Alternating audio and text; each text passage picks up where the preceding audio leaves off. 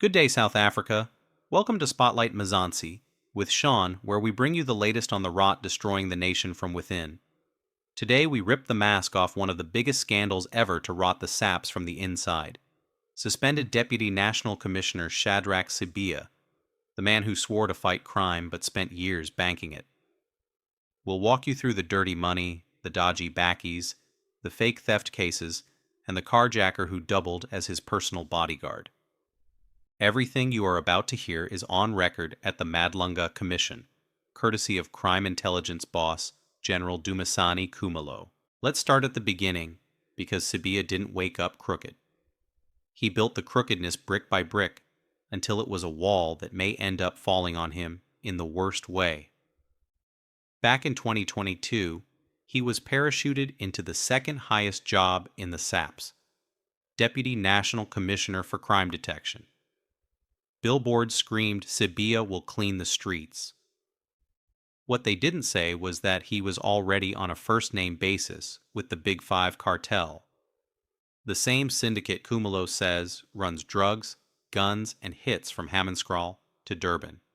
How do we know? Because cartel kingpin Vusimuzi, Cat Matlala, spilled it all on a secret recording after his arrest. Matlala told cops, every time he invoiced the police for his 360 million rand health risk management tender, he peeled off up to 1 million rand in cash and handed it to Sibiya. No EFTs, no paper trail, just brown envelopes and the promise, "Take care of me and I'll take care of you." So then I'm an investigator. I will. Yes. Next time I was arrested.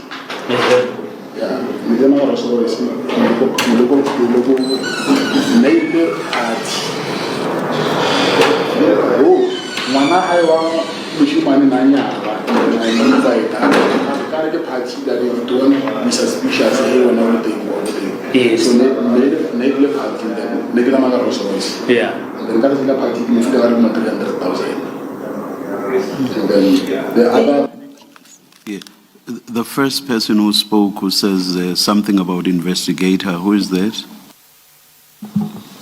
The first person who said as an investigator, it was witness A. The second? The second person, it was Mr. Matlala himself, when he's responding that he was driving in a Rolls Royce when he went to the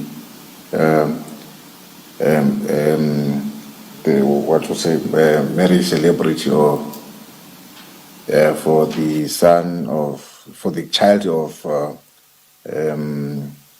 General Sibiya, whereby he gave him 300,000.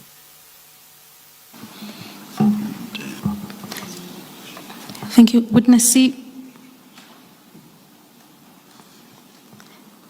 I'm just going to replay the last portion so that perhaps you can identify all the voices with some certainty. Yes. Okay. Next time I was arrested. Yeah. Next time I was arrested. Neighbor at. Oh, Mana I want Bushman Nanya. I invite. I can't get party that you don't be suspicious when everything. Yes. So neighbor party then. Next time I was arrested. Yeah. Then that is the party. If they are not 300,000. And then the other. Did you withdraw that man on that day?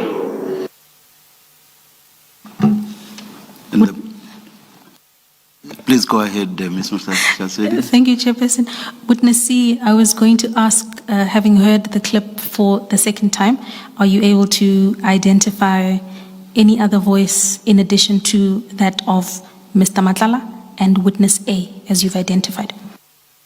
Yes, there is a voice of witness A when witness B, when she wanted clarity as to whether did he withdraw that money on that day or not. And please explain to the Commission the reference to the money? What is its significance or role in the context of the recording we've heard?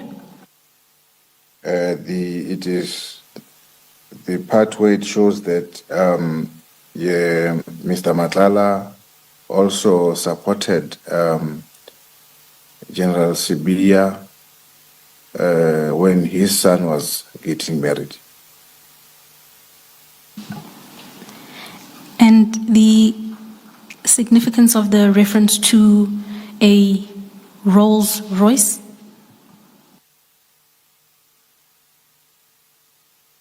The significance of a Rolls Royce, it will be for him to tell us which car was he driving when he went to that specific party or function. And finally, witness C, the reference to a party, is that the reference to the wedding celebration that you earlier mentioned? That is correct, yes. And this is, according to your evidence, the wedding celebration of the son of General Sibiya, is that correct? That is correct, yes. That wasn't a partnership. That was a protection racket wearing a 3-star shoulder board. Fast forward to December 2024. Khumalo's elite team raids Matlala's Centurion Palace and Katiso KT Molefe's Santon Fortress on the same night. They seize guns, cash, and a kidnapped businessman's trail. 10 days earlier, CCTV showed Sergeant Fanny Nkosi, a detective parked in Sibiya's own office, pulling up to Molefe's gate in a white state BMW. Nkosi arrived empty-handed, but left 9 minutes later clutching a bulging white gift bag. A SAPS detective entering a kingpin's home and coming out minutes later with what looks like a bag of cash is not a good look at all. The same detective is said to be in close proximity to Shadrach Sibiya. Khumalo was not shy to put the footage up on the big screen at Madlanga and ask the only question that matters. Chocolates for the road, Sergeant? Everyone in that room knew the answer. 10 days later, the same BMW tailed Sibiya out of his own gate after cops raided his house. Same car, same crooked convoy. He noticed that when he was arriving, he did not have any bag with. So now this second video is showing, okay, maybe standing there, it's him and Mr. Katiso Molefe, who is then accompanying his visitor back to his car. And then we notice that the sergeant is now carrying a white paper bag. Unfortunately for us, it's not transparent, so as we can see what type of chocolate. We're still trying to get the systems that will make us be able to see behind bags, the scanners through the system. But using our own analytical minds, we can see that he's carrying something that is not that heavy, but it's of value. Okay. And we can then look at chocolate, sweets, or whatever that you can put in that type of a bag. Now, meet the man Sibiya trusted with his life, Sharnik Stewart James. The man is said to be a career criminal with 34 criminal cases, 18 guilty verdicts, most for carjacking and theft. James owns the white Toyota Hilux double cab that Sibiya used when the raids got too hot for his official cruiser. License plate cameras caught the two vehicles glued together across Joburg. And when Parliament dragged Sibiya in front of the ad hoc committee last month, guess who sat right behind him, arms folded like a nightclub bouncer? Sharnik Stewart James. One of the top cops in South Africa having a bodyguard with a crime sheet longer than the Great Wall of China just underlines the chaos and decay within the system at the current moment. Khumalo flashed the photo. There is the deputy commissioner, and there is his close protector, a serial hijacker, and the hits keep coming. Khumalo told the commission that in April this year he sat in a top-secret meeting with Police Minister Senzo Mchunu and National Commissioner Fanny Masemola. He laid 5 names on the table, senior cops running with the Big Five, and the name on top of the list was none other than Shadrach Sibiya. Mchunu's response? Crickets, until the cartel told him to disband Khumalo's political killings task team on New Year's Eve.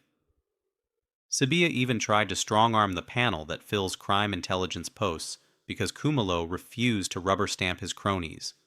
This mostly resulted in half the provinces with no intelligence heads. While murderers walk free, Sibiya was busy blocking promotions that might expose him. But the lowest blow came when Khumalo's team seized Matlala's Rolexes during the raid. Sibiya allegedly picked up the phone. Open a fake theft case against Khumalo. Say they stole your watches. Matlala obeyed, ran to the High Court, then crumbled and admitted the whole thing was scripted by Sibiya. Former Minister Bheki Cele heard it straight from Matlala's mouth and warned Khumalo. So what does Sibiya's defense look like? Yesterday, Sharnik James, yes, the hijacker, released a weepy statement. He dismissed everything, calling it baseless smears. He also dismissed his relationship with Sibiya, mostly the car connections, as friendly loans and exchanges. Friendly loan? From a man who has hijacked more cars than most of us have parked? Sibiya himself? Hiding behind lawyers who cry witch hunt while their clients' CCTV receipts pile up. No counter dockets, no affidavits, no answers, just radio silence that screams guilt louder than any confession. All damning evidence against the decorated cop points to a decayed state. This is not one bad apple.